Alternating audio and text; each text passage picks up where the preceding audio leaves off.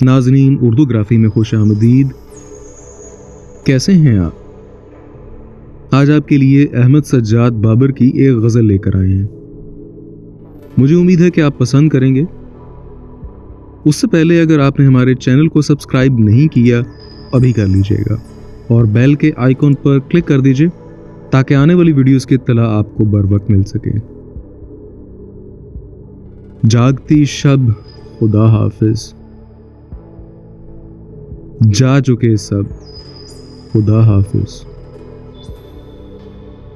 दश्त मुझको बुलाता है, जिंदगी अब खुदा हाफिज।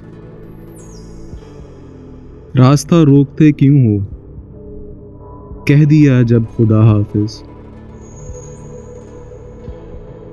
खा चुका दाना एक गंदुम, मेहरबान रब खुदा हाफिज। आखिरी सांस जब निकली, लिख दिया तब खुदा हाफिज।